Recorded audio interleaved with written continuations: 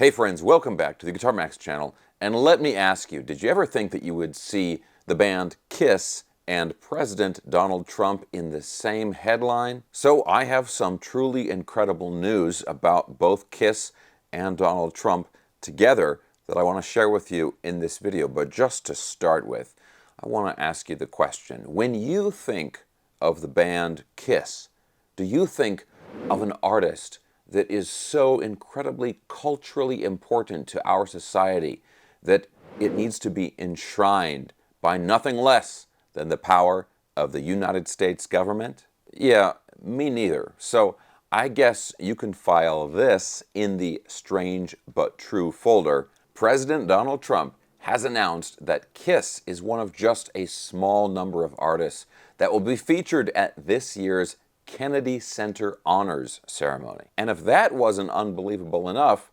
President Trump himself personally is going to be hosting it. A president has never hosted this ceremony in the entire history of the event, but I guess if you're going to be inducting Kiss, well, then all bets are off. Okay, now I've got a couple of news articles pulled up here with all of the important information you need to know about this, but before we do that, I want to take just a few minutes and really appreciate some of the truly culturally impactful song lyrics that Kiss has penned over the years. Kiss is going to be celebrated at the Kennedy Center, the national cultural heart of our great nation, and this is the kind of artistry that we want to preserve for our future generations. So if you're offended by these, it's not me, it's Kiss. Let's start with a few lyrics from the song Domino. Loves lots of money, backs against the wall, calls me sugar daddy, knows she's got me by the balls. Got a reputation, haven't got a hope, it's a sticky situation if she ain't old enough to vote. That's an absolute classic. How about we look at the song Take It Off here? There's some really good lyrics in here. Well, my mind is getting dirty, yeah, around 11:30, I want to watch some asses shaking to the noise the boys are making. Yeah, so I hop in my car, hit the local titty bar, 'cause that's my kind of situation when I need some perspiration. Wave your panties in the air, lick your lips and shake your hair. Ooh, when you spread a little oil, yeah, my blood begins to boil. Okay, here's some more lyrics from another song. Well, it's out of the frying pan and into the fire. You're bent over, baby, and let me be the driver. Just a cut of pink. Wouldn't believe me if I told you. But this time you bit off more than you can chew. I got nasty habits. It's a fine line. So many girls and so little time. Oh, babe, I want to put my log in your fireplace. Oh, maybe, baby, you want to get played. Burn, bitch, burn. That is, of course, from the song Burn, Bitch, Burn. Okay, and let's just check out one more here, and then we'll get onto these articles. She's got me dizzy. She sees me through to the end. She's got me in her hands, and there's no use in pretending. She drives me crazy. I want to give her all I've got. And she's hot every day and night. There's no doubt about it. I don't usually say things like this to girls your age, but when I saw you coming out of the school that day I knew, I've got to have you, I've got to have you. She's been around, but she's young and clean. I've got to have her, can't live without her, Christine. Well, as it is so often said, it was a different time. Anyway, that was then and this is now.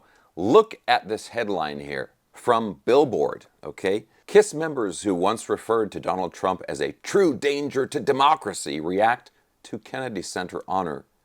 Deeply honored. The article goes on here. Kiss felt like shouting out loud when Donald Trump revealed that they would be among this year's Kennedy Center honorees on Wednesday, August 13th.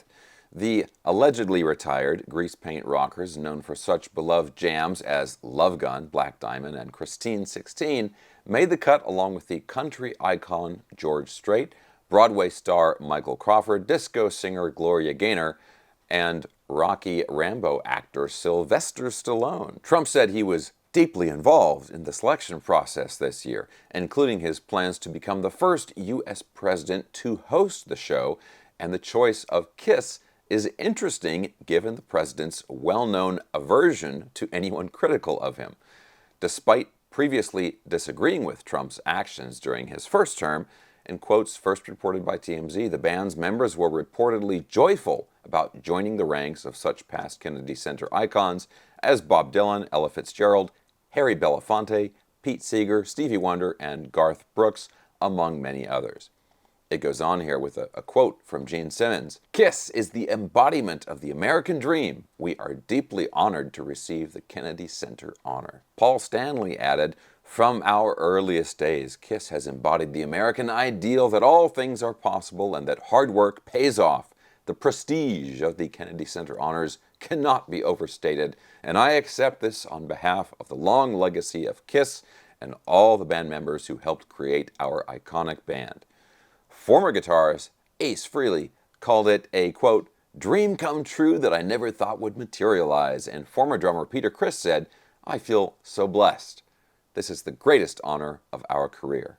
Now, the reason that people are so surprised by the sort of flowery comments that KISS is making about this, this honor they're receiving, is because members of the band, really Gene Simmons in particular, has been so critical of Trump in the past. And the article talks about that here. It says, the band turned down a reported invitation to play Trump's first inauguration, and by the time Trump lost his second bid for office to President Joe Biden in 2020, Simmons had a very different view. Gene Simmons.